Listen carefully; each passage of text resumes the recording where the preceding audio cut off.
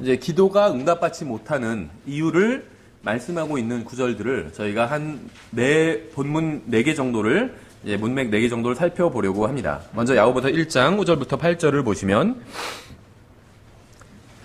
굉장히 좀 실행적인 말씀이 기록되어 있는 구절이라고 볼 수가 있겠죠. 야고보서 1장 5절부터 8절, 찾으셨으면 제가 받들어 읽겠습니다. 너희 중에 어떤 사람이 지혜가 부족하거든 모든 사람에게 너그러이 주시고 꾸짖지 아니하시는 하나님께 구하라. 그리하면 그것을 그에게 주시리라. 그러나 그는 믿음으로 구하고 조금도 흔들리지 말지니라. 흔들리는 자는 마치 바람에 밀려 요동하는 바닷 물결 같나니 그 사람은 자기가 무엇을 주께 받을 줄로 생각하지 말라. 두 마음을 품은 사람은 자기의 모든 길에서 안정이 없느니라. 잠깐 기도하겠습니다. 하나님 아버지, 주님의 말씀으로 해서 감사드립니다. 주님, 저희가 주님께 또 기도를 아뢰고 또 저희가 아뢰는 기도가 주님께 올라가고 또 그대로 응답받기를 원합니다. 그러나 주님, 저희가 구하는 것이 또 저희가 응답받는 것이 저희의 뜻대로 되는 것이 아니라 항상 주님의 뜻대로 되기를 원합니다. 주님의 말씀을 통해서 저희에게 기도하는 법을 가르쳐 주시기 원합니다. 예수님의 이름으로 기도드렸습니다. 아멘. 신약 성경에 나온 기도는 모두 물질적인 것이 아닌 영적인 것을 구하는 기도입니다. 구약 성경엔 물질적인 것을 구하는 기도들이 있어요. 근데 신약 성경엔 그러한 기도가 없다는 거죠. 그렇죠. 심지어 구약 성경에 예를 들면 어떤 자기 원수를 물리적으로 물리쳐달라든지 아니면 아이를 낳게 해달라든지 이런 기도들이 있습니다. 근데 신약 성경엔 그런 기도가 없다는 거예요. 아이를 낳게 해달라. 이게 저는 잘못된 기도라는 얘기를 하는 건 아닙니다. 또 그런 기도 신약 시대도 충분히 할 수 있어요. 그게 잘못됐다는 얘기는 절대 아닙니다. 하지만 신약 성경엔 그런 기도는 없다는 거예요. 그렇죠. 신약 성경엔 어떤 기도가 있냐면 영적인 것을 구하는 기도가 있다는 겁니다. 그러니까 신약 성경에 기록되지 않은 기도는 하면 안 된다. 이런 얘기는 아니고 기도의 표준을 하나님께서 제시해 주고 있다는 거예요. 그래서 이러한 것을 주로 구하되 우리가 또 필요한 또 모든 것을 주님께 기도로 아뢰올 수 있는 것이겠죠. 그래서 어쨌든지 간에 신약 성경엔 영적인 것을 구하는 기도만 나와 있다는 거예요. 그래서 신약 성경에 나온 기도는 이 세상에서의 일시적인 삶이 아니라 영혼을 바라보고 하는 그런 기도들이라는 거죠. 그래서 주로 예수님의 기도나 또 서신서에 기록된 바울의 기도를 보시면 영혼을 바라보고 하는 그런 기도로 가득 차 있습니다. 이 세상에서의 어떤 물질적인 것을 바라보고 기도하는 것은 없다는 거예요. 물질적인 것이 필요 없다는 것이나 그런 게 필요해요. 우리도 이 세상에서 살기 위해선. 근데 신약 성경에서 우리가 주로 구해야 될 것은 그러한 것이 아니라 영적인 것이라고 말씀하고 있다는 거예요. 신약 성경에 기록된 기도는 우리가 흔히 하는 기도나 듣는 기도와는 좀 다른 종류의 기도라는 거죠. 신약 성경에서는 이 세상에서 부자가 되게 해달라고 기도하는 것을 볼 수 없습니다. 부자가 되는 것이 잘못됐다 이런 얘기가 아니에요. 열심히 일했더니 수입도 많아지고 부자가 될 수 있어요. 그건 전혀 잘못된 것이 아닙니다. 또 재물을 아니면 내가 열심히 일하지는 않았지만 어떻게 보면 돈 많은 부모 만나서 많은 재산을 물려받았어요. 이게 잘못된 것도 아니죠. 그러니까 돈이 많다는 건 복을 받은 거예요. 저주는 아니잖아요. 최소한 복을 받은 겁니다. 근데 반대로 돈이 없다고 해서 저주를 받은 것은 아니라는 거예요. 열심히 일하지만 수입이 적을 수도 있어요. 그게 잘못된 건 아닙니다. 그렇죠. 부자인 것이 죄는 아니지만 부자가 되게 해달라는 기도 자체는 잘못된 것이고 신약 성경엔 그런 것이 없다는 거죠. 부자가 되고자 하는 자는 문제에 빠지게 된다는 겁니다.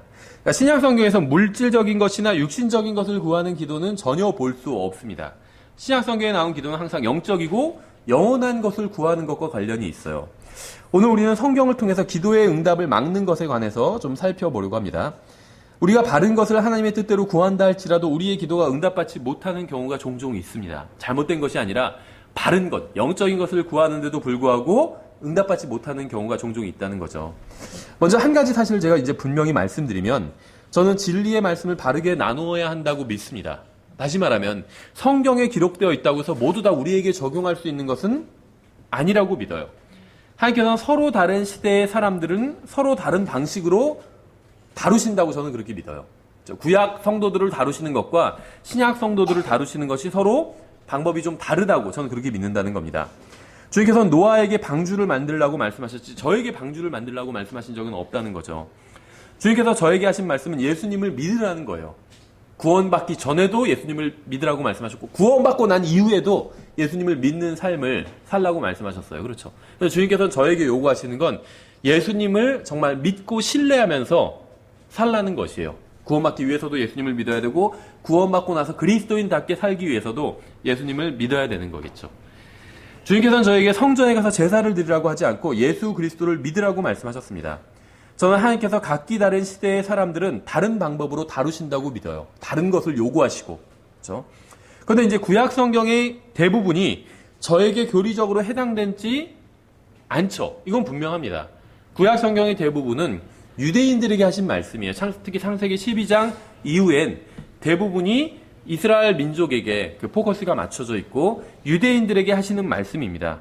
하지만 구약 성경에 기록된 거룩함에 대한 말씀들이 저의 신앙생활과 전혀 관계가 없다 이렇게 생각하지는 않습니다. 예를 들면 어떤 율법에 관한 말씀 중에 주로 거룩에 대한 말씀들이 있어요. 그렇죠? 어떤 방법으로 예를 들면 제사를 드리고 하나님 앞에 나와야지 그게 거룩하다 이런 말씀들이 있죠. 옷에도 심지어는 거룩함이라고 주께 거룩함이라고 기록하라 이런 말씀들이 있습니다.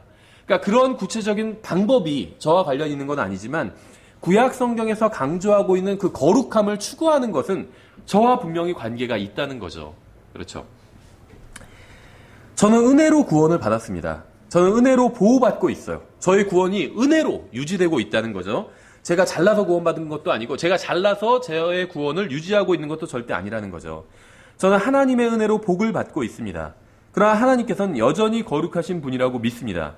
저는 성경도 거룩한 책이라고 믿습니다.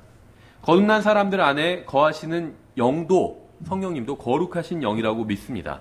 그러니까 성경에 보면 영어 킹제임스 성경을 보면 홀리 스피릿이 성령님의 이름인데 대문자 H, 홀리 할 때 대문자 H로 시작하는 홀리 스피릿은 성령님의 이름이에요.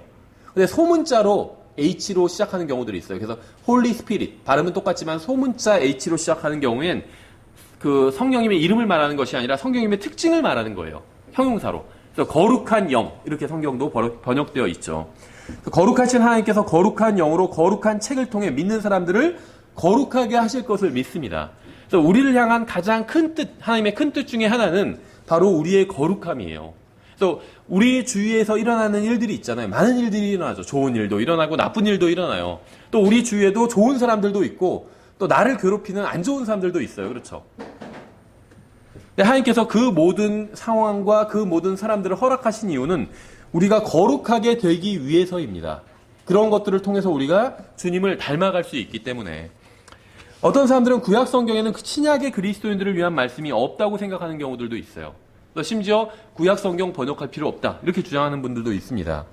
그런데 하나님께서는 구약 성경 39권을 통해서 자신이 어떤 분이신지를 사람들에게 계시해 주고 계세요. 그러니까 구약 성경이 우리에게 갖는 큰 의의는 뭐냐면 우리에게 직접적으로 하시는 말씀은 별로 없지만 구약 성경 굉장히 신약의 3배나 되는 두꺼운 분량이지만 우리에게 직접적으로 하시는 말씀은 거의 없습니다. 다만 하나님이 어떤 분이신지를 우리에게 충분히 보여주고 있다는 거예요. 그렇죠. 하나님이 어떤 분이신지 우리가 충분히 참고할 만하다는 거죠. 그렇죠. 모르겠어요. 지금도 그런 게 있는지는 모르겠지만 예전엔 온라인에 싸이월드 막 이런 게 있었거든요. 그래서 누가 소개팅을 시켜주면 검색을 막 해봐요. 싸이월드로. 그럼 그 사람의 과거가 나와요. 과거에 어떤 글을 올렸고 무엇을 하며 지냈고 이런 걸 자기에 대한 걸 소소하게 자기가 올리기 때문에 지금도 페이스북이나 이런 거 통해서 비슷한 기능들이 있죠. 그럼 그 사람의 과거가 예를 들면 누가 나에게 어떤 사람을 소개시켜줬다 할지라도 그 사람의 과거가 나와 지금은 직접적인 관련이 있는 건 아니에요. 그렇죠. 하지만 그 사람에 대해서 알 수 있는 중요한 정보를 제공하고 있다는 거죠. 마찬가지예요. 구약 성경이 우리에게 직접적으로 하시는 말씀은 많지 않지만 하나님에 대한 우리가 영원히 함께 살 뿐이잖아요. 하나님은. 그 하나님에 대한 엄청난 정보들을 제공해 주고 계시다는 거죠. 무엇을 싫어하시고 무엇을 좋아하시는지. 그렇죠. 하나님 거룩함을 싫어하시고 거룩함을 좋아하시고 죄는 싫어하시죠. 이런 하나님의 특징을 하나님의 성품을 우리에게 알려주고 있다는 거죠. 그래서 이것만 가지고도 구약 성경은 그리스도인들에게 엄청나게 큰 의미가 있고 우리가 구약 성경을 읽고 연구할 가치가 있다는 거죠. 하나님께서는 이렇게 말씀하셨어요. 말라기 3장 6절에서 나는 주라 변치 아니하나니 이렇게 말씀하셨어요. 사람들을 다루시는 방법은 변하시지만 시대마다 하나님의 성품 자체는 변하지 않는다는 거예요. 그렇죠. 하나님의 기본적인 성품과 하나님의 그 인격 자체는 변하지 않는다는 겁니다. 만약 하나님께서 성령님에 의해서 거듭나지도 못한 십자가 이전에 살던 자신의 백성이 거룩하기를 원하셨다면, 구약 백성들, 이 사람들이 거룩하기를 원하셨다면 거듭나고 성령님께서 내주하시는 사람들이, 신약 백성들이 의롭게 살기를, 거룩하게 살기를 얼마나 더 원하시겠어요. 구약 성경을 통해서 말씀하신 대로 그리스도인들이 거룩함을 추구해야 한다는 것은 율법주의에 속박시키는 것이 아니라 참된 자유를 누리게 하는 겁니다. 죄를 짓지 말고 살아야 된다는 건 어떤 율법주의로 사람을 올가매는 것이 아니라 참된 자유를 주는 것이란 말씀이에요. 그리스도인은 자유롭습니다. 그러나 자유롭다는 것은 죄로부터 자유롭다는 것이지 의로부터 자유롭다는 게 아닙니다. 바울 서신에 기록된 것이 아니면 그리스도인들은 지키지 않아도 된다고 생각하는 사람들이 있어요. 그런데 그렇지 않습니다. 바울 서신에서 명백하게 반대하고 있는 것이 아니라면 성경의 다른 곳에서 말씀하시는 것도 지켜야 된다는 거예요. 우리는 바울 서신이 아닌 다른 곳에서 말씀하시는 것도 지켜야 합니다. 그것이 바울 서신을 통해서 계시된 그리스도인의 지침과 모순을 일으키는 것이 아니라면 지켜야 한다는 것이죠. 율법에서는 죄를 지으면 정해진 짐승을 희생제물로 잡아야 한다고 말씀하고 있어요. 그런데 성령님께서는 바울을 통해서 신약 성경에 예수 그리스도께서 드린 희생제사로 인해서 모든 죄를 깨끗이 씻은 사람은 더 이상 짐승을 제물로 드리지 않아도 된다고 분명하게 말씀하고 있죠. 그러니까 바울 서신과 모순을 일으키는 구약 성경의 말씀은 그리스도인의 지침이 아닙니다. 근데 율법에서 내 이웃을 내 몸과 같이 사랑하라고 말씀하셨는데 바울 서신에서도 같은 것을 말씀하고 있다면 우리는 그 말씀에 순종해야 한다는 거예요. 그래서 기준은 바울 서신인데 이 바울 서신에 기록된 것만 그리스도인이 지켜야 된다 이런 것이 아니라 바울 서신과 모순을 일으키지 않는다면 구약 성경에 기록된 것이라 할지라도 율법에 기록된 것이라 할지라도 우리는 그것을 지켜야 된다는 거예요. 율법에서 바울 서신과 일치하는 말씀을 하는 부분이 있다면 그 말씀은 에베소서나 빌립보서만큼이나 그리스도인의 지침이 된다는 겁니다. 우리가 이제 찾아볼 말씀들은 모두 그리스도인들에게 적용이 가능한 말씀들이에요. 단순히 구약 성경에 나온 말씀이라고 해서 그리스도인들에게 적용되지 않는 게 절대 아니라는 겁니다. 성경은 모두 하나님의 말씀이에요. 따라서 하나님께로부터 기도 응답을 받기를 원하는 사람은 하나님의 모든 말씀에 귀를 기울여야 합니다. 먼저 시편을 보시면 시편 66편 18절에 이렇게 기록되어 있습니다. 기도에 대해서 굉장히 중요한 정보를 제공하고 있어요. 특히 시편 같은 경우엔 기도에 대해서 굉장히 중요한 말씀을 하는 경우가 너무나도 많이 있습니다.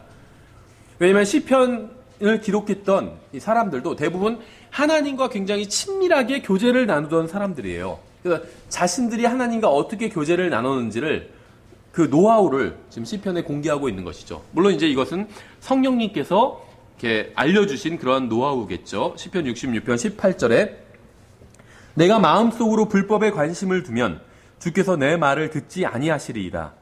그러나 하나님께서 참으로 내 말을 들으셨으며 내 기도 소리에 주의를 기울이셨도다. 하나님을 찬송하리로다. 그분께서 내 기도를 물리치지 아니하시고 자신의 긍휼도 내게서 거두지 아니하셨도다. 우리는 우리가 한 모든 말에 대해서 심판을 받게 될 겁니다. 그렇죠. 어떤 말을 했는지가 굉장히 중요하다는 거예요. 마태복음 12장 36절에 나와 있죠. 오직 내가 너희에게 이르노니 사람들이 무슨 쓸데없는 말을 하든지 심판날에 그것에 대하여 회개 보고를 하리라. 이렇게 말씀하고 있어요. 그리스도의 심판석에서 우리의 모든 행위와 말은 주님의 판단을 받게 될 겁니다.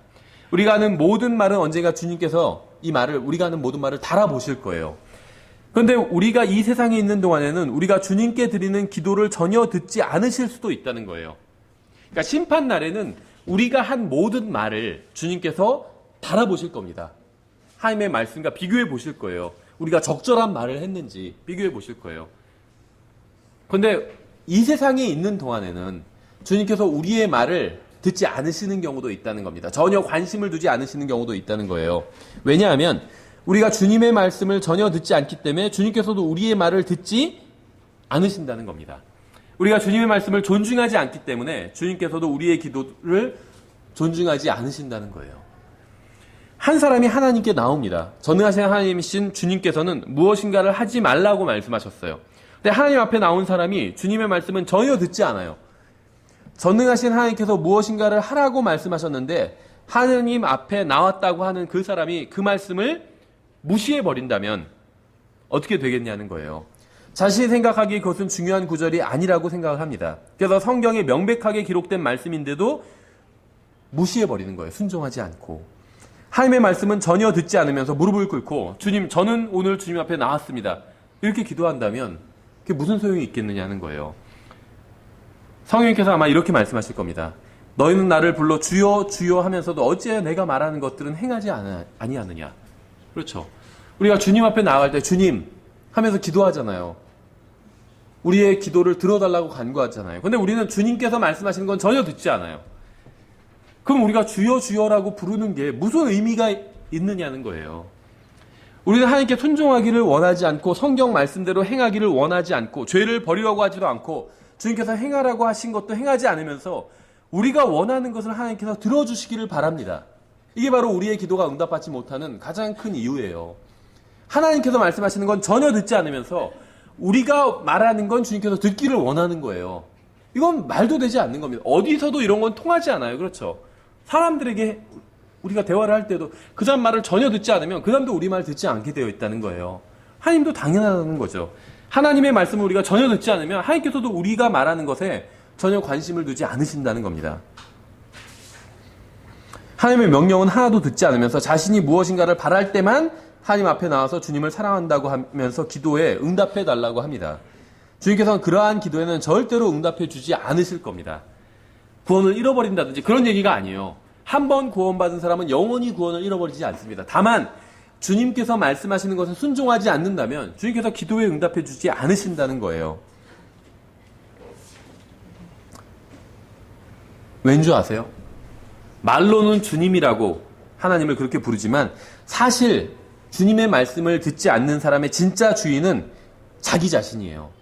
그렇죠. 죄와 욕망과 탐욕, 우상숭배, 자기 자신을 섬기는 것, 탐심, 이게 그 사람의 주인인 겁니다. 그래서 주님께서 듣지 않으시는 거예요. 그 사람의 기도를. 만일 하나님을 주님으로 부른다면 그분의 말씀에 순종해야 합니다. 그러니까 이 주님이라는 말은 의미를 가지고 있어요. 그냥 부르는 호칭이 아니라는 겁니다.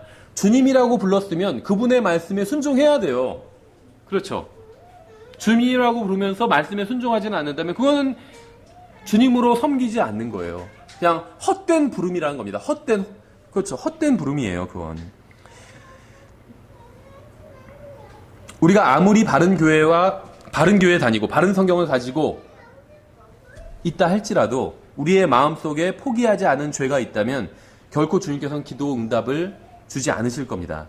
내 마음속에 있는 죄를 결코 주님 앞으로 가져와서 십자가에 못 박으려 하지 않는다면, 그 죄를 제거해 달라고 주님께 울부짖지 않는다면, 그 죄로부터 승리하기 위해서 하나님의 말씀을 읽고 암기하고 적용하지 않는다면 우리의 기도는 결코 응답받지 못할 거예요.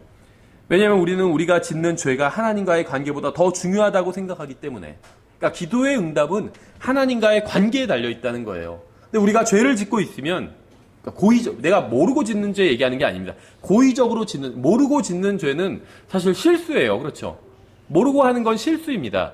근데 죄라는 건 고의를 가지고 있어야 돼요. 내가 고의적으로 죄를 짓고 있으면서 그 죄를 하나님 앞에서 해결하려는 마음이 전혀 없어요. 그럼 하나님과 원만한 관계에 있을 수 없다는 겁니다. 그러면 기도가 응답받을 수 없다는 거예요. 마음속에 있는 비밀스러운 죄는 하나님께 대한 반역입니다. 반역이에요.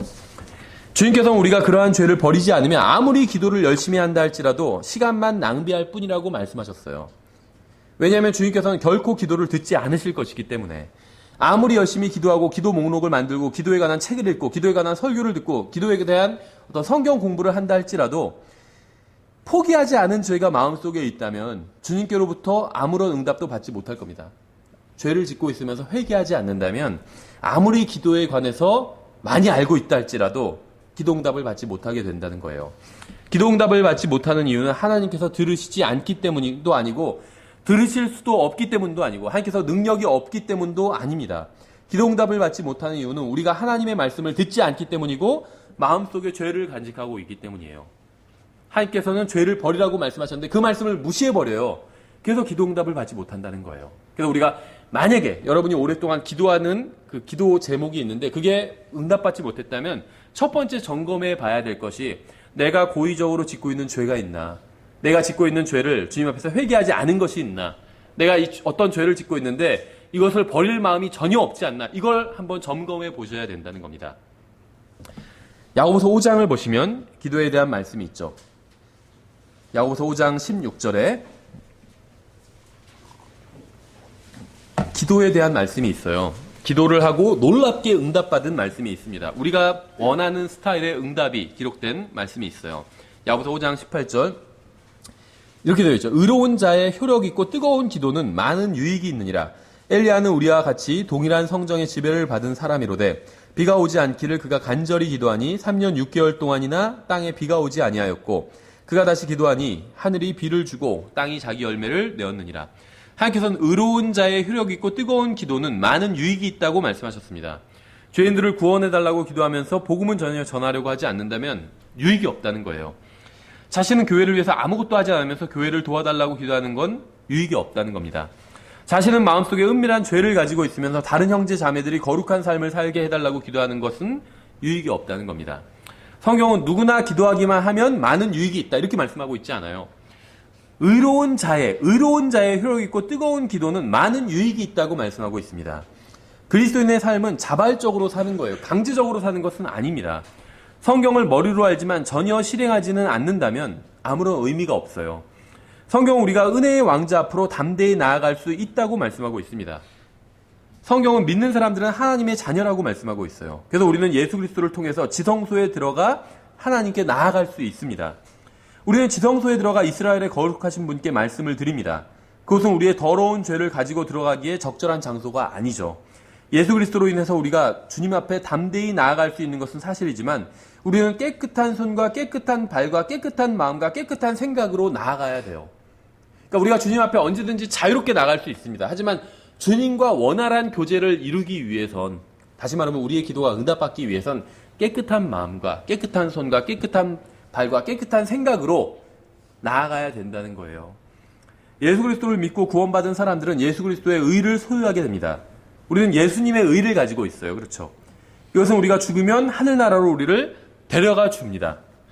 그러나 우리가 아무리 예수 그리스도의 의를 소유하고 있다 할지라도 그리스도의 심판석에서는 그 자체는 아무런 소용이 없다는 거예요. 우리가 어떻게 살아도 들림받아 올라갈 것이고 우리의 몸은 변화될 겁니다. 영적으로 훌륭하게 사는 그리스도인들도 들림받아 올라갈 것이고 구원받고 나서 한 번도 주님의 말씀에 순종해 본 적이 없는 육신적인 사람도 들림받아 올라가게 될 것입니다.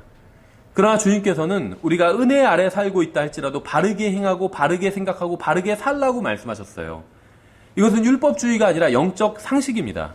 우리는 우리가 원하는 방식법으로 우리가 원하는 때 하나님께로부터 응답받기를 원합니다. 우리는 하나님께서 우리의 기도를 들으시기를 원하지만 우리는 하나님의 말씀을 들으려고 하지 않아요.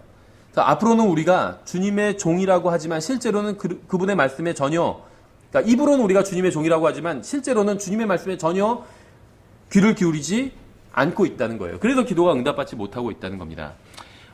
우리의 기도가 응답받지 못하는 두 번째 이유는 우리가 본문으로 본 야고보서 1장 5절부터 8절에 있어요.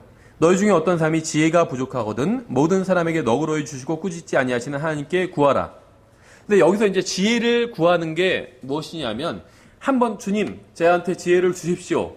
그러면 주님께서 지혜를 주시고 그럼 이제 내가 지혜를 갖게 되었잖아요. 그러니까 이제는 주님이 필요 없게 되고 이것이 아닙니다.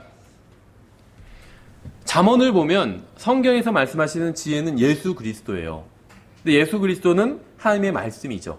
그러니까 지혜를 구한다는 건 하나님의 말씀을 구하는 거예요. 근데 하나님의 말씀은 이미 주셨잖아요, 우리에게. 그래서 그 말씀대로 행하는 것입니다. 그 말씀을 따라가는 거예요.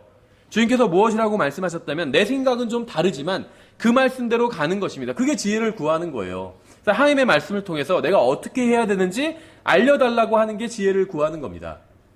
그러니까 이 지혜를 구한다는 건 일회성으로 지혜를 생각해 보세요. 지혜라는 게 있어요. 예를 들면 어떤 지혜라는 그것이 있어서 내가 지혜를 구하면 주님께서 그 지혜를 나에게 주세요. 그럼 난 지혜로운 사람이 되었죠. 그럼 더 이상 이제 주님께 간구할 필요가 없죠. 이미 지혜가 있으니까. 이러한 것이 아니라는 겁니다. 성경에서 말씀하는 지혜는 예수 그리스도예요. 하나님의 말씀이고. 그래서 내가 지혜를 구한다는 건 이 말씀을 통해서 내가 어떤 길로 나아가야 될지, 어떤 결정을 내려야 될지 알려달라는 거예요. 일회성이죠. 그럼 이번에 올바른 결정을 내렸어요. 내가 주님께 지혜를 구함으로 주님께서 말씀을 통해서 나에게 가야 될 길을 알려주셨어요. 일회성이죠. 그럼 다음에 또 지혜가 필요할 수 있잖아요. 다음에 또 구해야 되는 거예요. 그러니까 계속 지혜를 구해야 되는 겁니다. 다시 말하면 계속 하나님의 말씀대로 살아야 된다는 거예요. 한 번 지혜를 구하면 지혜를 주셨으니까 그것으로 끝이다. 그것이 절대 아니라는 겁니다. 계속해서 본문 읽으면 그러므로 그것을 그에게 주시리라. 구하면 주신다는 거죠. 그러나 그는 믿음으로 구하고 조금도 흔들리지 말지니라. 믿음으로 구해야 된다는 거예요. 왜 믿음으로 구해야 되는지 아세요? 여기서 말하는 지혜가 하나님의 말씀이기 때문이에요. 하나님의 말씀은 우리가 믿음으로 붙들어야 돼요. 믿음으로 구하고 믿음으로 받아야 돼요. 그리고 흔들리지 말아야 돼요. 내 생각과 다를 때가 있어요. 내가 봤을 땐 이렇게 하는 게 더 현명한데 성경에서 어떻게 하라고 말씀하고 있어요. 그 일에 대해서 예를 들면 정직하게 하고 거룩하게 하고 말씀들이 있어요. 그럼 내가 생각할 땐 그렇게 하면 힘든데 이렇게 흔들리지 말라는 거예요. 믿음으로 그냥 붙들라는 거예요. 하나님께서 뭐라고 말씀하셨다면 내 생각과 좀 다르다 할지라도 내 경험과 다르다 할지라도 그걸 붙들라는 겁니다. 그래서 조금도 흔들리지 말라고 말씀하고 있죠. 흔들리는 자는 마치 바람에 밀려 요동하는 바다 물결 같나니 그 사람은 자기가 무엇을 주께 받을 줄로 생각하지 말라. 하나님의 말씀대로 해야 하나님께로부터 무엇인가를 받을 수 있습니다. 두 마음을 품은 사람은 자기의 모든 길에서 안정이 없느니라. 주님께서 만일 우리가 두 마음을 품는다면 절대로 하나님께로부터 응답을 받으리라고 기대하지 말라고 하셨습니다. 성경의 어떤 부분은 사실이라고 생각하고 다른 부분은 그렇지 않다고 생각하거나 성경의 어떤 말씀은 실행해야 하지만 다른 부분은 실행하지 않아도 된다고 생각하거나 성경의 어떤 부분은 좋아하고 다른 부분은 싫어하거나 성경의 어떤 부분에는 순종하고 다른 부분은 무시하지 말라는 겁니다. 다 믿어야 된다는 거예요. 다 하나님의 말씀으로. 그렇죠. 성경 한 구절 내에서도 앞부분은 싫어하고 뒷부분만 좋아하고 이런 경우들이 있어요. 무엇이든지 구하는 것은 받나니 예를 들면 그런 말씀은 좋아해요. 근데 그 앞에 있는 단서는 또 싫어한다는 거죠. 우리가 그분 앞에서 기쁨이 되는 일들을 행하고 이런 건 싫어한다는 거죠. 그렇죠. 다 하나님의 말씀으로 받아들여야 된다는 겁니다. 우리는 하나님이 필요하다고 생각할 때만 하나님 앞에 나옵니다. 하나님께서 문제를 해결해 주시면 다시 하나님 없는 삶으로 돌아가 버려요. 이게 우리의 문제예요. 자기 마음대로 살다가 하나님이 필요할 때만 기도하고 필요가 충족되면 다시 자기 마음대로 삽니다. 성경은 두 마음을 품은 사람은 무엇을 주께 받을 줄로 생각하지 말라고 말씀하고 있어요. 야고보서 1장은 하나님의 축복과 선물과 하나님께 나아오는 자들에게 주시는 모든 좋은 것들에 대해서 말씀하고 있습니다. 그런데 하나님께로부터 무엇인가를 받기를 원하면서 하나님은 원하지 않는 사람들도 있어요. 하나님께서는 결코 조롱당하지 않으십니다. 이번만 내가 하나님을 이용해 먹어야지 이런 마음을 품고 있다면 하나님께서는 속지 않으신다는 거예요. 먼저 하나님의 왕국과 그분의 의를 구해야 나머지 모든 것을 더해 주실 거예요. 요한복음 15장 7절에서 이렇게 말씀하고 있어요. 너희가 내 안에 거하고 내 말들이 너희 안에 거하면 너희가 원하는 바를 구하라. 그러면 그것이 너희에게 이루어지리라. 방금 전에 말씀드린 것처럼 자기가 좋아하는 부분만 딱 믿어요. 너희가 원하는 바를 구하라. 그러면 그것이 너희에게 이루어지리라. 이건 좋죠. 이 말씀만 붙들어요. 근데 중요한 건 앞에 있는 단서라는 거죠. 너희가 내 안에 거하고 내 말들이 너희 안에 거하면 그러면 구하는 것을 다 받게 된다는 거예요. 주님께서는 아무렇게나 살면서 원하는 것을 구하면 응답해 주시겠다고 약속하신 적이 단 한 번도 없습니다. 그러니까 사람들이 하나님께 실망하는 이유는 자기가 무엇인가를 막 믿음으로 구해요. 자기 생각엔 그게 믿음으로 구한 거죠. 막 그걸 믿어요, 실제로. 예를 들면 뭐 부자가 되게 해달라든지 좋은 대학에 보내달라든지 아니면 이번에 복권에 꼭 당첨되게 해달라든지 그걸 자기가 그렇게 믿어요. 실제 당첨될 걸 믿어요. 그래서 막 사람들한테 예를 들면 내가 다음 주에 너한테 뭐 사줄게, 뭐 자동차 사줄게 예를 들면 막 약속을 해요. 집을 계약하고. 왜냐면 자기는 복권에 당첨될 거라고 믿기 때문에. 그러니까 극단적인 예를 들면 근데 그건 믿음이 아니죠. 항상 말씀드리지만 성경에서 말씀하시는 믿음은 하나님의 말씀을 믿는 게 믿음입니다. 믿음은 들음에서 오고 들음은 자기 생각에서 온다 이렇게 말씀하고 있지 않죠. 자기가 바라는 것에서 온다 이렇게 말씀하고 있지 않아요. 믿음은 들음에서 오고 들음은 하나님의 말씀에서 온다고 성경 기록하고 있어요. 그러니까 성경에서 말씀하시는 믿음은 항상 하나님의 말씀을 믿는 게 믿음입니다. 하나님의 말씀을 믿지 않는 건 그건 믿음이 아니에요. 망상이고 그냥 자기가 원하는 거고 자기 생각일 뿐이에요. 아무리 자기가 강하게 믿는다 할지라도 성경에 기록되어 있지 않는 것을 믿는다면 그건 거짓 믿음입니다. 하나님께서 말씀하시는 것을 믿어야 그것이 믿음이에요. 그러니까 믿음으로 구해야 하나님께서는 우리의 기도에 응답해 주시는데 믿음으로 구한다는 건 내가 그걸 강하게 바란다. 그것이 아니라 하나님께서 말씀하신 걸 믿고 구해야 된다는 거예요. 기록된 말씀대로 구해야 된다는 거예요. 그래야 하나님께서 응답해 주신다는 겁니다. 성경은 단 한 번도 우리가 그냥 아무거나 원하는 것 그냥 하나님 앞에 열심히 구하면 마치 예전에 천지신명께 뭐 비나이다 하던 것처럼 그렇게 열심히 구하면 이루어주시겠다 이렇게 말씀하신 적이 단 한 번도 없어요. 주님께서는 자신의 말씀 안에 거하는 사람들에게 그들이 구하는 것을 응답해 주시겠다고 약속하셨습니다. 성경은 우리가 두 마음을 품고 있으면 아무것도 할 수 없다고 말씀하고 있습니다. 그렇죠? 두 마음을 품고 있으면 완전히 세상적인 사람이 될 수밖에 없어요. 왜냐하면 하나님께서 죄를 미워하신다는 사실을 알기 때문에. 그렇다고 해서 완전히 헌신된 사람이 될 수도 없죠. 왜냐하면 이 세상이 주는 기쁨을 포기하지 못하기 때문에. 그래서 두 마음을 품고 있으면 하나님의 말씀을 정말 믿고 믿음으로 주님께 구할 수 없다는 거죠. 베드로전서 3장을 보시면 좀 긴 본문인데 기도에 대한 아주 중요한 말씀이 있습니다. 굉장히 실행적인 말씀이에요. 그렇죠? 우리가 기도가 응답받지 못하는 이유가 하나님의 말씀을 존중하지 않았기 때문이죠. 첫 번째 이유는. 두 번째 이유는 두 마음을 품고 있기 때문이에요. 또 하나님의 말씀대로 구하지 않았기 때문입니다. 세 번째 이유가 있어요. 이건 굉장히 실제적인 이유입니다. 베드로전서 3장 1절부터 7절까지 보시면 먼저 아내들에게 하시는 말씀이죠. 아내들아 이와 같이 너희도 너희 남편에게 복종하라. 이것은 누가 말씀에 순종하지 아니하여도 그들 또한 말없이 아내의 행실을 통해 얻고자 함이니 두려움이 동반된 너희의 정숙한 행실을 그들이 눈여겨보느니라. 너의 단장은 머리를 닦고 금으로 치장하며 옷으로 차려입는 그런 외적 단장으로 하지 말고 오직 마음에 감추어진 사람으로 하되 썩지 아니하는 것, 즉 온유하고 조용한 영의 장식으로 할지니 그것은 하나님의 눈앞에서 지극히 값진 것이니라. 옛적에 하나님을 신뢰한 거룩한 여자들도 이런 방식으로 자기 남편에게 복종하여 자기를 단장하였나니 사라가 아브라함을 주라 부르며 그에게 순종한 것 같이 너희가 잘 행하고 어떤 놀라운 일에도 두려워하지 아니하면 그녀의 딸들이 되느니라. 순종에 대해서 잠깐 좀 말씀을 드리면 우리나라는 이건 제가 그냥 편견 제 생각일 수도 있지만 일반적으로 순종에 대해서 남자들이 더 잘 알아요. 순종이 뭔지. 여자들은 잘 모르는 경우가 많이 있습니다. 왜 그러냐면 이제 보통 남자들이 군대에 다녀오잖아요. 그럼 군대는 순종해야 하는 곳이에요. 그렇죠. 순종의 다른 말이 복종이잖아요. 군대는 무조건적으로 복종해야 되는 것입니다. 근데 제가 방금 이중적인 표현을 썼어요. 역전압 이런 식으로. 복종이란 말 자체에 무조건적이란 말이 포함되어 있습니다. 복종이란 건 무조건적으로 복종하는 게 복종이에요. 조건적으로 복종하는 건 복종이 아닙니다. 그렇죠. 자기가 봤을 때 옳은 것 같으면 복종해요. 그건 복종이 아니에요. 군대에선 상관이 시키면 무조건 해야 됩니다. 무조건 해야 돼요. 그렇죠. 물론 불법적인 걸 시키면 할 수가 없겠죠. 그거는. 왜냐하면 그건 그 상관뿐만 아니라 군대에 법이 있기 때문에 예를 들면 다른 동료를 몰래 쏴서 죽이려든지 그건 복종할 수 없는 거죠. 군대에서 그러지 말라는 예를 들면 법이 있기 때문에. 근데 그것 외에는 내가 봤을 때 좀 불합리해 보이는 것들이 있잖아요. 예를 들면 이쪽으로 가면 더 빨리 가는데 상관은 저쪽으로 가라 그래요. 그러면 상관한테 이쪽으로 가면 더 빠른데요. 이렇게 얘기할 수가 없어요. 그냥 저쪽으로 가야 돼요. 청소를 방금 전에 했는데 또 하라고 그래요. 1시간 전에 했는데. 그럼 우리가 봤을 때 불합리하잖아요. 하루에 청소 한 번 하면 됐지. 왜 또 하라고 하는지. 따질 수 없다는 거예요. 하라고 했으면 그냥 하는 거예요. 청소를.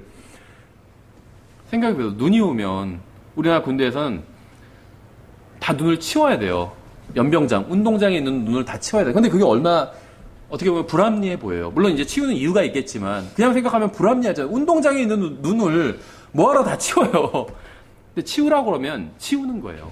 복종하는 거예요. 거기서 이거 못하러 다 치웁니까? 또다시 눈 또 올 텐데 이렇게 얘기할 수가 없다는 거예요. 그냥 치우면라고 하면 치우는 거예요. 그게 복종이고 그게 순종이에요. 단서가 붙으면 그건 복종도 아니고 순종도 아닙니다. 그렇죠. 그러니까 남자는 군대 갔다 온 사람은 그냥 시키면 해야 돼. 안 하면 큰일 나요. 거기선. 해야 돼요. 그런데 이제 그런 경험이 없으면 그러니까 불합리한 것에 대한 불합리한 명령에도 순종해야 된다는 걸 이제 한번 경험을 해봤어요. 그렇죠. 그래서 순종이라고 하면 뭐가 순종인지를 알아요. 일단 형제들도 주님 말씀에 잘 순종하지 않는 경우가 많지만 그냥 머릿속으로는 안다는 겁니다. 순종, 복종의 개념이 무엇인지 알고 있다는 거예요. 근데 이제 자매님들은 군대에서 그런 경험이 없으니까 순종이라고 하면 타당한 것에 대한 순종이라고 생각해요. 불합리한 것은 그건 내가 왜 순종해? 불합리한데 이렇게 생각한다는 거죠. 근데 불합리한 것에 대해서는 거부한다면 그건 순종이 아닙니다. 생각해 보세요. 사라는 아브라함을 주라고 부르면서 순종했다고 얘기하고 있어요. 이 주님이라고 부르는 것, 로드라고 주라고 부르는 것과 순종은 굉장히 밀접한 관련이 있습니다. 주라고 부르면서 순종하지 않으면 그건 거짓말하고 있는 거예요. 그렇죠? 그래서 주님이라고 부르면 다 순종해야 된다는 겁니다. 그런데 사라는 아브라함을 머리로 인정했기 때문에 주라고 부르면서 순종을 했던 거예요. 근데 아브라함은 훌륭한 사람이었죠. 믿음의 아버지였어요. 그렇죠. 우리 대부분의 그리스도인보다 훨씬 더 훌륭한 사람이었습니다. 하나님의 친구라고 불렸고, 성경에서는 하나님의 친구라고 불린 경우는 거의 없어요. 구약 성경 보세요. 거의 없어요. 아브라함 정도만 하나님의 친구라고 불렸어요. 근데 신약 모든 그리스도인들은 다 이제 친구라고 불려요. 내가 너희를 이제 친구라고 부르겠다. 예수님께서 이렇게 말씀하셨잖아요. 그러니까 이 그리스도인이라는 위치가 정말 대단한 위치인 거예요. 구약 성경에서 손에 꼽을 만큼 그런 대단한 위치인 거죠. 어쨌든 간에 아브라함은 하나님의 친구라고 불릴 만큼 훌륭한 사람이었습니다. 친구를 보면 그 사람을 알 수 있다고 하잖아요. 아브라함은 훌륭한 사람이었어요. 그러니까 아브라함이 훌륭하니까 사라가 아브라함이 하는 말을 다 따를 수 있었겠지. 이렇게 생각한다면 오산입니다. 훌륭한 사람이었지만 죄가 없는 사람은 아니었죠. 잘못된 일을 할 때가 있었어요. 대표적인 경우가 사라에게 부당한 요구를 했죠. 거짓말을 시켰잖아요. 그것도 자기의 안위를 위해서. 그렇죠. 위험에 처하니까 당신이 나의 부인이라고 하지 말고 나의 동생이라고 해라. 이렇게 거짓말을 시켰잖아요. 사라가 그 말에 순종을 했죠. 우리가 생각할 때 말도 안 되는 요구를 하고 있는 거잖아요. 그렇죠. 어디 가서 한마디로 좀 예를 들면 총각 행세를 하고 있는 거예요. 그래서 부인에게 협조를 구하고 있죠. 내가 저기서는 좀 총각 행세를 해야 되니까 여보가 나한테 여보라고 부르지 말고 오빠라고 부르라고 거짓말을 시킨 거예요. 사실 얼마나 열받아요. 사라 입장에선. 지금 말도 안 되는 얘기를 하고 있는 거잖아요. 근데 사라는 거기에 순종했죠. 하나님께서 어떻게 해주셨죠? 사라를 지켜주셨잖아요. 원래 아브라함은 명백하게 잘못된 걸 요구한 겁니다. 불신으로. 바른 걸 요구한 게 아니에요. 사라에게. 잘못된 요구를 했어요. 왜 거짓말을 시켜요? 잘못된 거죠. 진실을 얘기해야죠. 자기 하나님을 믿고 내가 진실을 얘기해도 하나님께서 나를 보호해 주시겠지. 이런 믿음을 가지고 있어야 되겠죠. 그러면서 내가 어쨌든지 간에 힘 닿는 데까지 당신을 최선을 다해서 지켜주겠다, 보호해주겠다. 사라에게 그렇게 얘기를 했어야죠. 위험하니까 당신이 아름답고 남자들이 당신에게 눈독을 들이고 있으니까 위험하니까 당신이 그냥 나의 아내가 아니라 내 동생인 척해라. 이 말은 무슨 의미일까요? 위험할 때 주고 자기 도망가겠다는 거예요. 그렇죠? 아내래서 내가 끝까지 당신을 내 아내라고 밝히고 지키겠다. 이게 아니라 여차하면 내 여동생이니까 데리고 가라고 이렇게 하겠다는 의미예요. 그렇죠? 굉장히 비열하고 비겁하고 파렴치한 그런 의도가 다분히 숨어있는 거짓말을 시킨 겁니다. 그런데도 불구하고 사라가 그대로 순종했다는 겁니다. 그렇죠? 남편이 부당한 걸 지시했을 때 사라가 순종했어요. 그러니까 어떤 결과가 일어났죠? 하나님께서 사라를 지켜주셨잖아요. 남편이 해야 될 일을 하나님께서 해주신 거예요. 그러니까 남편이 부당한 요구를 할 때 내가 거기에 순종하면 하나님께서 지켜주신다는 거예요. 원래 남편이 지켜줘야 되는데 남편이 제 역할을 못하니까 하나님께서 대신 지켜주신 거예요. 남편 대신. 하나님께 순종해야 된다는 겁니다. 그렇죠? 계속해서 뒷부분들 읽으면 남편들아 이와 같이 너희도 지식에 따라 그들과 동거하고 아내를 더 약한 그릇이요 또 생명의 은혜를 함께 상속받을 자로 여기고 존중하라. 그래야 너희 기도가 방해를 받지 아니하리라. 남편과 아내에 대한 말씀을 하면서 무슨 말씀하고 있죠? 기도에 대한 말씀을 하고 있어요.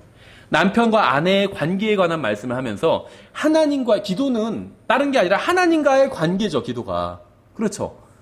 기도가 누가 응답 잘 받는다. 다른 게 아니에요. 무슨 비결이 따로 있는 게 아니라 하나님과 관계가 좋은 거예요. 그렇죠. 내가 기도가 응답 잘 받지 못한다. 하나님과의 관계가 문제가 있는 겁니다. 그렇죠. 내가 어떤 사람과 관계가 좋으면 그 사람에게 부탁하는 걸 그 사람이 들어주겠죠. 근데 관계가 안 좋아요. 그럼 그 사람이 내가 부탁해도 들어주지 않겠죠. 기도는 하나님과의 관계예요. 하나님과 좋은 관계를 맺고 있으면 기도가 응답받는 것이고 하나님과 관계가 좋지 않으면 기도가 응답받지 못하고 있는 거예요. 그렇죠. 근데 이 하나님과의 관계, 이 기도에 대해서 말씀하시면서 남편과 아내의 관계에 대해서 말씀하고 있다는 겁니다. 아내는 남편을 합당하게 대하고 남편에게 순종하고 또 남편도 아내를 합당하게 대하고 아내를 사랑하고 그러면 기도가 응답받게 된다는 거예요. 그러니까 성경은 이와 같이 아내는 남편에게 복종해야 한다고 하고 남편은 아내를 사랑해야 한다고 말씀하고 있습니다. 어떤 사람은 이 말씀에 순종하는 게 너무 어렵다고 그래요. 전 그런 사람들에게 고린도전서 10장 13절을 인용해 주고 싶어요. 사람에게 공통적으로 있는 시험 외에는 너희가 어떤 시험도 당하지 아니하였나니 하나님은 신실하사 너희가 감당할 수 있는 것 이상으로 시험 당하는 것을 너희에게 허락하지 아니하시고 또한 그 시험과 함께 피할 길을 내사 너희가 능히 그것을 감당하게 하시느니라. 남편에게 순종하는 게 어렵다는 거예요. 우리 남편도 다른 남편처럼 훌륭한 사람이라면 순종할 수 있을 텐데 우리 남편은 너무 형편없는 남편이기 때문에 내가 순종하기 힘들다고. 반대로 우리 아내도 정말 다른 여자처럼 괜찮은 여자 때문에 내가 사랑할 수 있을 텐데 우리 집사람 모르셔서 그래요. 얼마나 우리 집사람 집에서 난리치고 도저히 사랑할 수가 없어. 이렇게 얘기하는 사람들이 있다는 거죠. 근데 그거는 그 사람 생각이에요. 성경 뭐라고 말씀하냐면 사람에게 공통적으로 있는 시험에는 너희가 어떤 시험도 당하지 아니하였나니 이렇게 말씀하고 있죠. 이게 무슨 말이냐면 모든 사람이 다 같은 시험을 겪고 있다는 거예요. 좀 더 현실적으로 얘기하면 다른 사람 남편도 다 똑같다는 겁니다. 다 똑같다는 거예요. 다른 사람 아내도 다 똑같다는 거예요. 겉으로 보면 좋아 보이죠. 집에 가면 난리쳐요. 똑같아요. 그 사람도. 그렇죠. 우리 아내는 교회에 오면은 우리 남편은 교회에 오면 굉장히 훌륭한 것처럼 보이는데 집에 가면 정말 형편없어요. 다른 남편도 똑같아요. 다른 아내도 다 똑같고 공통적으로 있는 시험엔 당하는 시험은 없다고 그러잖아요. 그러니까 나만 어려운 시험을 겪고 있는 사람은 없어요. 난 이렇게 어려운 사정이 있는데 저 사람은 저렇게 편하니까 내 사정을 몰라준다. 그건 착각이에요. 그 사람도 어려운 사정이 있어요. 전 모르겠어요. 저는 그래도 비교적 저희 교회 여러분들과 많은 교제를 나누잖아요. 그렇죠. 아무래도 전화도 오고 상담도 하고 그러니까 비교적 여러분들에 대해서 더 다른 분들보다는 더 많이 알고 있을 수밖에 없거든요. 그렇죠. 아까 말씀드린 이제 저희 교회를 떠나서 다른 교회에서 신앙생활 하시겠다는 그분에 대해서도 다른 분보단 제가 더 많이 알고 있어요. 그렇죠. 많이 교제를 하고 상담도 했으니까. 그런데 그렇게 교제를 해보면 본인만 어려운 상황에 있다고 생각을 하는 거예요. 그러니까 다른 사람들은 그런 자기 같은 걸 겪어보지 않았기 때문에 자기를 이해해 줄 수 없다고. 그런데요. 성경에 보면 그렇지 않아요. 사람에게 공통적으로 있는 시험에 너희가 어떤 시험도 당하지 아니했다고 분명히 말씀하고 있어요. 다 비슷한 시험을 겪고 있다는 거예요. 근데 그게 자기는 자기에 대해서만 알고 있으니까 자기만 어려운 시험을 겪고 있대요. 그래서 저는 다른 분들과 여러분들 교제를 해보잖아요. 어려움 없는 사람이 없어요. 다 어려움이 있어요.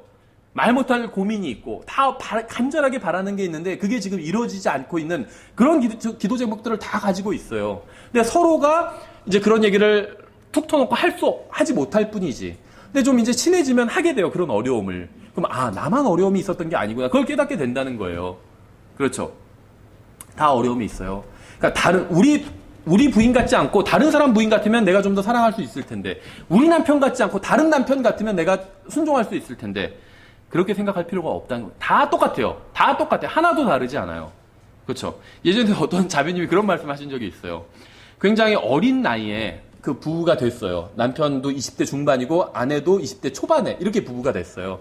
그래서 아이들 낳고 잘 사시는 분인데 그냥 농담이겠지만 이런 말씀 하시더라고요. 자기가 너무 어렸을 때 다른 누구랑도 사귀어보지 않고 처음 사귄 남자와 결혼을 어린 나이에 바로 한 거예요. 그래서 좀 더 살아보고 다른 사람들이랑 좀 사귀어보고 좀 이러고 싶은 마음이 있다고. 이게 이제 편하게 농담으로. 그래서 제가 그럴 필요가 없다고. 다 똑같다고. 지금 그 형제님이 자매님이 만날 수 있는 최고의 남편이라고 제가 봤을 땐 가장 잘 어울리고 그러니까 집에서는 모르셔서 그래요. 저희 형제님 집에서 어떤지 몰라서 그래요. 그러시더라고요. 그래서 다 똑같다고. 다른 남자들도 집에서 다 똑같이 한다고. 다 그렇다는 거죠. 예, 그래서 뭐 다른 남자면 다른 여자면 더 낫지 않아 이런 생각은 할 필요가 전혀 없습니다. 다 똑같습니다. 다 똑같아요. 그러니까 어른들 그러시더라고요. 누구랑 살아도 다 살겠다고 하시더라고요. 다 똑같다고. 다 똑같아요. 예, 근데 그래서 내 지금 옆에 있는 사람에게 순종해야 되고 내 옆에 있는 사람을 사랑해야 되는 거예요. 바꿔봐야 똑같아요. 똑같아요. 다시 주제로 돌아와서. 자매님들, 여러분의 기도가 방해받는 이유가 무엇인지 아세요? 여러분의 기도가 응답받지 못한 이유가 무엇인지 아세요? 하나님의 말씀에 의하면 여러분이 남편과 바른 관계에 있지 않으면 여러분의 기도는 응답받지 못합니다. 남편과 바른 관계에 있지 않다는 게 무슨 말이냐면 남편에게 순종하지 않는다는 거예요. 순종하지 않기 때문에 여러분의 기도가 응답받지 못하는 거예요. 하나님께서는 남편에게 복종하라 이렇게 말씀하셨어요. 너희보다 잘난 남편에게 복종하라 이렇게 말씀하지 않으셨죠. 저는 이게 너무 다행이라고 생각해요. 훌륭한 남편에게 복종하라 이러셨으면 의미가 없으시잖아요. 그렇죠. 그런 단서가 없다는 거예요. 그냥 남편에게 복종하라 이렇게 말씀하셨어요. 그리하여야 너희 기도가 방해를 받지 아니하리라 이렇게 말씀하셨죠.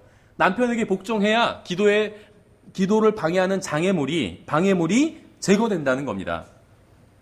여자의 머리는 남자고 남자의 머리는 그리스도예요. 성경은 그리스도인 자매들에게 사라가 아브라함을 주라고 부르며 순종한 것처럼 그렇게 순종하라고 말씀하셨습니다. 그래야 기도가 방해를 받지 않을 것이라고 말씀하셨어요. 하나님은 질서의 하나님이십니다. 하나님의 질서를 무시하고 하나님께 기도에 응답해 달라고 하는 것은 아무런 소용이 없는 일이에요. 형제님들도 마찬가지죠. 자매에 대한 말씀만 있는 게 아니죠. 하나님께서는 남편들에게도 말씀하셨습니다. 하나님께서는 남편들이 영적 지도력을 가지고 가정을 인도해야 한다고 말씀하셨어요. 성경적 원칙대로 가정을 인도하고 가정의 필요를 공급해야 한다고 말씀하셨습니다. 아이들이 주님을 두려워하는 사람으로 성장할 수 있도록 지도해야 한다고 말씀하셨습니다. 아내를 사랑해야 한다고 말씀하셨어요. 그래야 기도가 방해를 받지 않을 것이라고 말씀하셨습니다. 왜 남편한테 순종해야 된다고 아내에게 그렇게 말씀하셨는지 아세요? 가정의 머리가 남편이기 때문이에요. 가정의 머리는 목사가 아니에요. 어떤 분들은 목사가 말하는 것과 남편이 말하는 것 다르면 목사가 말하는 거에 순종해야 된다 이렇게 가르치는 교회도 있어요. 근데 가정의 머리가 목사가 아니에요. 남편이에요. 남편. 그렇죠. 목사는 뭐냐? 성경 교사예요. 성경을 가르치는 사람. 이게 목사예요. 그렇죠. 가정의 머리는 남편입니다. 그래서 남편에게 순종해야 된다는 거예요. 생각해서 머리가 명령을 내리면 팔과 다리가 거기에 순종해야 되죠. 머리가 내리는 명령과 팔과 다리가 서로 일치하지 않는다면 장애인이잖아요. 문제가 있는 거잖아요. 그렇죠. 머리로는 걸으려고 하는데 다리가 걷지를 않아요. 말을 듣지 않아요. 그럼 문제가 있는 거잖아요. 그렇죠. 가정도 마찬가지라는 거죠. 남편이 머리고 아내가 지체인 거예요. 그래서 머리에게 순종해야 되는 겁니다. 그렇죠. 근데 그걸 바꾸어 말하면 그럼 남편이 머리니까 남편만 좋겠네. 그건 아니에요. 가정에 대한 책임이 남편에게 있다는 거예요. 머리에 있잖아요. 교회에 대한 책임은 누구에게 있죠? 예수님께 있어요. 예수님께 있어요. 교회에 대한 책임은. 그래서 교회는 망하지 않는 거예요. 예수님께 교회에 책임이 있기 때문에 교회에 대한 책임이 있기 때문에 아무리 공산국가에서 교회를 받게 해도 교회는 없어지지 않아요. 교회의 머리는 예수 그리스도이기 때문에. 다시 말하면 예수님께 교회에 대한 책임이 있다는 겁니다. 그래서 예수님께서 자기의 명예를 걸고 교회를 지켜주시겠다는 거예요. 단 한 사람도 잃어버리지 않고 교회에 속한 사람은 단 한 사람도 잃어버리지 않고 지켜주시겠다는 겁니다. 그래서 우리의 구원은 영원히 보장받는 겁니다. 마찬가지로 가정의 머리는 남편이에요. 그럼 가정의 책임은 남편에게 있는 거예요. 그렇죠. 아이들을 양육하는 것, 모든 총책임은 남편이 지고 있다는 겁니다. 그럼 여자는 아무것도 안 해도 되냐? 남편에게 책임이 있으니까. 여자는 남편을 돕는 자잖아요. 도와줘야 돼요. 그렇죠. 그러니까 일을 분담해야 되고 상의해야 되고 도와야 돼요. 순종해야 되고. 하지만 책임은 남편에게 있다는 겁니다. 그러니까 남편한테 순종해야 된다고 해서 남편만 좋은 건 아니라는 겁니다. 책임을 지고 있다는 거예요. 그렇죠. 그래서 남편은 가정을 인도해야 돼요. 아이들이 주님을 두려워하는 사람으로 성장할 수 있도록 지도해야 된다고 말씀하고 있죠. 또 아내를 사랑해야 한다고 말씀하고 있습니다. 그래야 기도가 방해를 받지 않을 것이라고 말씀하셨습니다. 하나님께서 남편과 아내에게 말씀을 주셨습니다. 하나님의 말씀에 순종하지 않으면 기도가 방해를 받게 될 것입니다. 마태복음 18장에 보시면 이렇게 말씀하고 있어요. 또한 15절에 또한 만일 내 형제가 내게 범법하거든 가서 너와 그만 따로 있을 때 그의 허물을 그에게 일러주라. 만일 그가 내 말을 들으면 내가 그 형제를 얻었느니라. 하나님의 말씀이 정중함을 얼마나 중요하게 가르치고 있는지 보이시죠? 누군가 잘못을 하면 그 사람에게 개인적으로 가서 그의 잘못을 지적하라고 말씀하고 있어요. 그 사람 잘못한 걸 소문내지 말고 개인적으로 가서 지적하라고 말씀하고 있죠. 굉장히 신사적이고 정중하죠. 하나님의 말씀은. 이것은 문제를 해결하는 정말 고귀한 방식입니다. 계속해서 다음 절에 보시면 그러나 만일 그가 내 말을 들으려 하지 아니하거든 너와 함께 한두 사람을 데리고 가서 두세 증인의 입으로 모든 말을 확증하라. 만일 그가 그들의 말 듣기를 무시하거든 교회의 것을 말하되 그가 교회의 말 듣기를 무시하거든 너는 그를 이교도나 세리같이 여기라. 성경적 순서는 누군가 잘못을 범하면 먼저 한 사람이 가서 그에게 말하고 듣지 않으면 두세 사람이 가서 말하고 그래도 듣지 않으면 이제 교회에 그것을 말하는 것입니다. 어떤 사람이 이제 죄를 지었을 때 이제 해당되는 거겠죠. 오늘날은 완전히 반대가 되어버렸어요. 개인적인 권면 없이 바로 교회에서 광고해서 잘못을 범한 사람이 바로 잡힐 수 있는 기회를 완전히 잃어버리고 만다는 거죠. 특히 목사에게 잘못하면 더 그렇게 하죠. 앙심을 품고 그냥 교회에서 공개적으로 이야기를 한다든지 그 사람 내쫓아버린다든지 이렇게 해버리는 목사들이 있다는 거죠. 자기의 어떤 그 강단의 권위는 성경을 가르치는 권위거든요. 근데 이 강단의 권위를 어떤 자기의 자기의 그 권위고 성도들을 자기 마음에 들지 않는 성도들을 내쫓을 수 있는 그런 권위로 착각하는 사람들이 있다는 거죠. 개인적인 권면 없이 바로 교회에서 광고하기 때문에 잘못을 범한 사람이 바로 잡힐 수 있는 기회를 완전히 상실해버리고 마는 겁니다. 주님께서는 잘못을 범한 형제를 바로잡기 위해서 반드시 해야 할 것을 말씀하고 있어요. 잘못을 바로잡기 위해서 할 수 있는 모든 것을 해야 합니다. 왜 그럴까요? 마태복음 5장에 보면 이런 말씀이 있죠. 그러므로 내가 내 예물을 제단으로 가져오다가 너를 대적할 어떤 일이 내 형제에게 있음을 거기서 기억하거든.